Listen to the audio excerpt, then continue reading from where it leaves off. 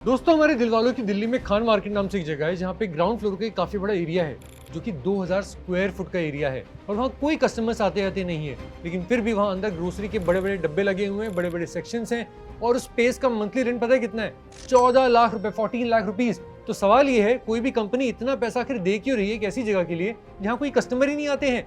और अगर ये खाली एक कंपनी नहीं है बल्कि पूरी एक इंडस्ट्री है जो कि ऐसे ही काम कर रही है, तो बॉस ये बहुत बड़ा एक मैटर बन जाता है। पूरे इंडिया के अर्बन रियल एस्टेट के लिए बहुत बड़ा एक फैक्टर है। आज का वीडियो उस स्टोरी के बारे में है जो कि main stream media completely miss कर देती है।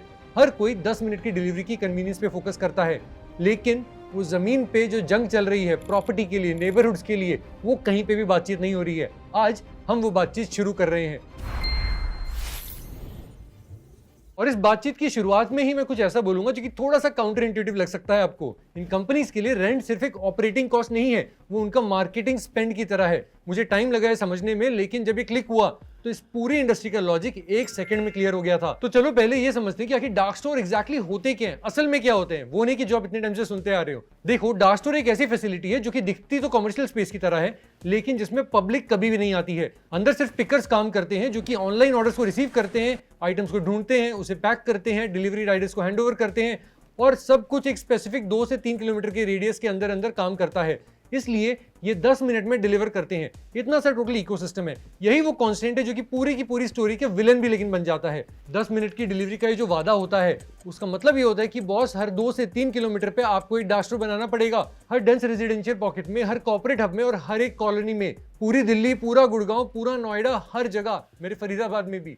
ये पूरी cities effectively distributed fulfilment network बन जाती हैं। एंड एनसीआर में अभी लगभग 400 से 700 डार्क स्टोर्स हैं, डिपेंडिंग आप कौन सा नंबर सही मानते हैं, जो कि लगभग 20 से 30 लाख स्क्वायर फीट का कमर्शियल स्पेस ऑक्यूपाई करते हैं। बहुत बड़ा नंबर है ये एक entirely nu real estate category बन गई है जो कि 4 साल पहले एग्जिस्ट भी नहीं करती थी।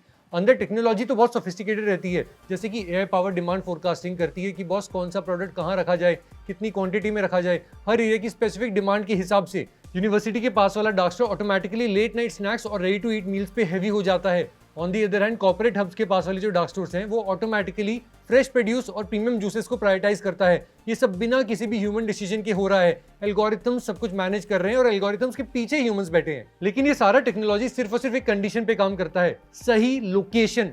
फिर से बोल रहा हूं, सही लोकेशन। और यही वो पॉइंट है जहां एक बहुत इंटरेस्टिंग पावर शिफ्ट हुआ है इंडिया के कमर्शियल रियल एस्टेट में। पहले कमर्शियल लैंडलॉर्ड के लिए ऑप्शंस लिमिटेड होते थे, किराने वाला ले लो या फिर कैफे को दे दो या फिर कोई फार्मास्यूटिकल स्टोर खुल जाएगा, घुमा फिरा के स्टेशनरी की दुकान आ जाएगी, यही सब रहता था। लेकिन अब उनके पास एक नया कस्टमर क्लास है जिसको ग्राउंड फ्लोर की स्पेस के लिए बड़ी तड़प है, डेस्परेशन है, और वो कस्टमर के पास वेंचर कैपिटल का पैसा भी है। और इसी पावर शिफ्ट का रिजल्ट है कि बॉस गैलेरिया मार्केट गुड़गांव में एक साल में 14% का रेंटल ग्रोथ हुआ है, खान मार्केट दिल्ली में 8%, कमला नगर दिल्ली में 11%, कनॉट प्लेस में 4%। ये सिर्फ पोस्ट कोविड का रिकवरी या जनरल इन्फ्लेशन नहीं है, ये सेक्टर स्पेसिफिक डिमांड स्क्वीज है। एंड क्वाइट ऑनेस्टली यहीं पे वो नंबर आता है जो मुझे सबसे ज्यादा परेशान भी करता है। चलो मैं आपको बेंगलुरु लेके चलता हूं।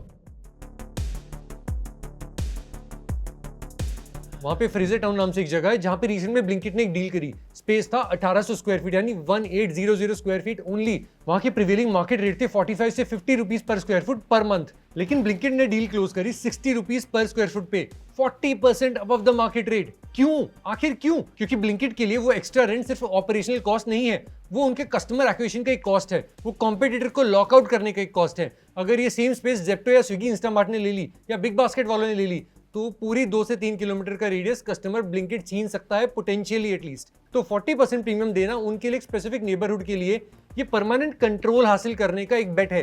एंगल क्या है ये अब तक आप समझ गए होंगे। यहाँ पे जो प्लेटफॉर्म्स है वो प्रीमियम पे करने को रेडी होते हैं ताकि लोकेशन स्ट्रांग है और परमानेंट लॉक करा जा सकता है उसको। और अब इसी लॉजिक को पूरी की पूरी इंडस्ट्री पे जरा लगा के देखो तो एक पैटर्न बिल्कुल क्रिस्टल क्लियर हो जाता है। ये कंपनीज अपने पूरे के पूरे डिलीवरी रेडियस को एक प्रॉपर्टी ट्रांजैक्शन की तरह ट्रीट करती हैं। सही स्पेस को सिक्योर किया, सही नेबरहुड को लॉक किया, तो बॉस कॉम्पिटिटर इफेक्टिवली बाहर हो जाता है कंपटीशन से। ब्लिंकिट वाले एक इंडिविजुअल डार्क स्टोर में लगभग 1 से 1.5 करोड़ का इन्वेस्टमेंट करते हैं, वहीं स्विगी इंस्टामार्ट वाले लगभग 60 to 70 लाख के आसपास, और दोनों का पेबैक पीरियड रफली 12 to 24 मंथ्स के बीच में रहता है। ये वो बातें जो कि ऑफिशियली तो कहीं पे नहीं लिखी हैं, लेकिन अगर आप लोगों से बात करोगे तो पता चलेगा कि एक जो मेच्योर डार्क स्टोर होता है वो लगभग 1.5 से 3 लाख रुपए का नेट प्रॉफिट दे सकता है पोटेंशियल इस इन्वेस्टमेंट के बाद। मतलब ओवरऑल ये एक नेबरहुड फ्रेंचाइजी मॉडल है और फिजिकल प्रॉक्सिमिटी वो मोड है जो कि कोई एल्गोरिथम रिप्लेस नहीं कर सकता है। और इस फ्रेंचाइजी मॉडल में सबसे क्रिटिकल एसेट वो ग्राउंड फ्लोर का प्रॉपर्टी ओनर है जो कि खान मार्केट या फिर गैलेरिया मार्केट में 15 से 20 साल से अपनी कॉमर्शियल स्पेस खरीद के बैठा हुआ है। उसकी प्रॉपर्टी का वैल्यू सिस्टमिक वे में अब अप्रिशिएट हो रहा है, सिर्फ इसलिए कि टीनेज इंडिया अपने फोन से ऑर्डर कर रहा है दही। पर अब जरा एक सेकंड रुको, ये चीजें जरा ध्यान से सोचने वाली हैं। ये कंपनीज अपने इन्वेस्टर्स को टेक कंपनी के नाम से जानी जाती हैं, लेकिन उनका real investment thesis real estate में है। हर डार्क स्टोर लीज एक प्रॉपर्टी बेट है, हर प्रीमियम रेंट एक टेरिटरी का एक्विजिशन का हिस्सा है। एंड मैं यहां एक चीज कहूंगा जिसपे कुछ लोग मुझसे डिसएग्री कर सकते हैं, ये रेंट का जो इन्फ्लेशन हो रहा है ये टेम्परेरी नहीं है। जब इन प्लेटफॉर्म्स के लीज कॉन्ट्रैक्ट्स लॉक इन हो जाते हैं वो रेट स्टिकी हो जाते हैं परमानेंटली। किराने वाले के हिसाब से अगर आप सोचो तो वो जो स्पेस है अब वो उसके लिए अवेलेबल नहीं होने वाली है। मुझे इसका कोई लेटेस्ट डेटा तो नहीं मिला, बट 2024 का एक डेटा है जिसके एस्टिमेट के हिसाब से 8500 करोड़ की रिटेल स्पेस परमानेंटली किराना वालों से क्विक कॉमर्स पे माइग्रेट हुई थी। रफली 21% of total quick commerce sales of that year. भाई साहब ये बहुत बड़े नंबर्स हैं। और यही नहीं, फाइनेंशियल एक्सप्रेस ने एक सर्वे भी किया जिसके हिसाब से 46% of the quick commerce buyers का ये कहना है कि हमने किराने की दुकान पे जाना रिड्यूस कर दिया है या फिर बंद ही कर दिया है। ये सिर्फ डिजिटाइजेशन की स्टोरी नहीं है, ये फिजिकल डिस्प्लेसमेंट है, स्पेसिफिकली ग्राउंड फ्लोर पे। हाँ, कुछ लोग यहाँ पे कह सकते हैं कि यार मार्केट को ही डिसाइड करना चाहिए कि स्पेस का हाईएस्ट यूज क्या होना चाहिए। तो आप कमेंट्स में बताओ कि आपको क्या लगता है, ये रेंट इन्फ्लेशन नॉर्मलाइज होगी या फिर परमानेंट ऐसी रहेगी। लेकिन अभी के लिए जरा आगे बढ़ते हैं। देखो, मैसेज बहुत क्लियर है, कंसोलिडेशन अब शुरू हो चुकी है। जेप्टो ने एक्सपेंशन को काफी स्लो कर दिया है क्योंकि अब उनका आईपीओ आने वाला है। उनको अपने कॉस्ट को ऑप्टिमाइज करना है और अपने प्रॉफिट्स को भी बढ़ा के दिखाना है।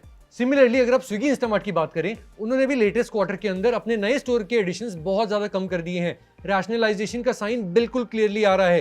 जो real estate already lock in है, परमानेंटली एलिवेटेड रेंट्स पे है, वो स्पेस किराना के रिटर्न के लिए अवेलेबल नहीं है। एंड खान मार्केट की वो जो मंथली रेंट वाली बात मैंने आपको बताई थी स्टार्ट में, बिल्कुल वो अब याद कर लो।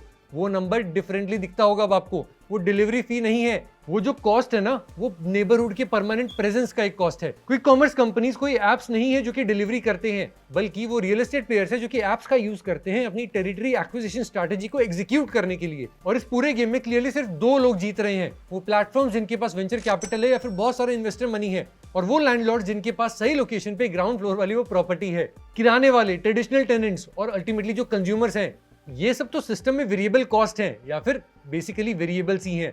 लेकिन इस पूरी रियल एस्टेट की कहानी में एक और बड़ी लेयर है जो कि मैंने अभी तक नहीं बताई है।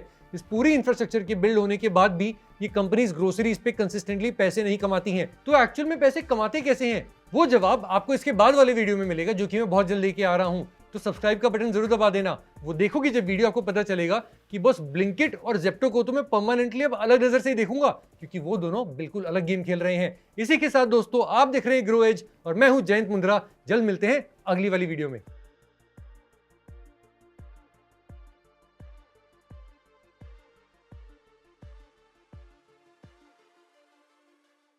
Investment in securities market are subject to market risks. Read all the related documents carefully before investing. Please read the risk disclosure documents carefully before investing in equity shares, derivatives, mutual fund, and or other instruments traded on the stock exchanges.